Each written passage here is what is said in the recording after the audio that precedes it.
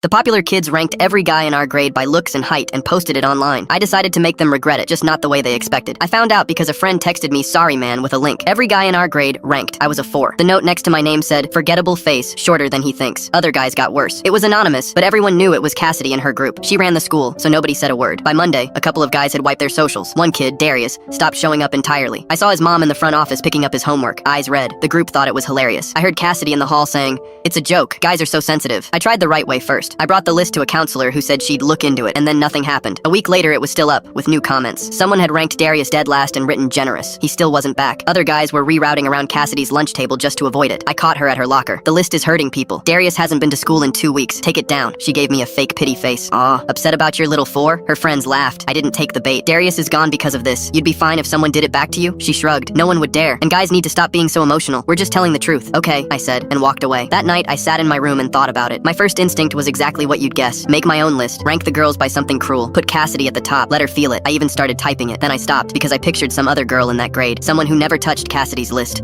opening hers and feeling what Darius felt. And I realized I'd just be handing the school a second weapon and calling it justice. So I closed that document and did something harder. I spent the weekend screenshotting instead. The original list, every added comment, the timestamps, Cassidy's group chat messages that a couple of guys had quietly forwarded me, where she bragged about how obsessed everyone was with it. And I recorded, with permission, 3 guys, including Darius, over the phone, just talking plainly about what the list had done to them. Darius said he hadn't wanted to leave his house in 2 weeks. Hearing him say it out loud gutted me. Then Monday, I didn't drop a rival list in the cafeteria. I dropped a folder on the principal's desk, and I brought the 3 guys with me, and Darius's mom joined by phone. The principal had brushed off the counselor's report. He could not brush off a documented pattern of targeted harassment, named ringleaders in their own words, and 3 students, one who'd effectively been driven out of school, sitting across from him describing the harm. I laid it out calmly. "You told a counselor this was nothing. Here's what nothing did." It moved fast after that. The list came down for real this time, not with a shrug, but with consequences. Cassidy and the core group who'd built and maintained it got real discipline, not a slap, an actual record of it. The school finally put out something to the whole grade naming what had happened and why it was wrong, which mattered more than any private detention, because it told every guy on that list out loud that it wasn't a joke and it wasn't their fault. Here's the part I'm actually proud of. When I confronted Cassidy one last time, she sneered, "So you snitched? Real tough." And I said, "I thought about doing to you exactly what you did to us. It would have felt amazing for about a day, but then some girl who never did anything to anyone would have cried in a bathroom, and I'd have become you. I didn't want to win that way. I wanted the list gone." She didn't have anything for that. Neither did her friends, who'd gone quiet, because a couple of them, it turned out, had been uneasy about the whole thing, and were relieved someone finally stopped it. Darius came back the next week. His mom hugged me in the parking lot. Cassidy's group scattered on its own over the following month,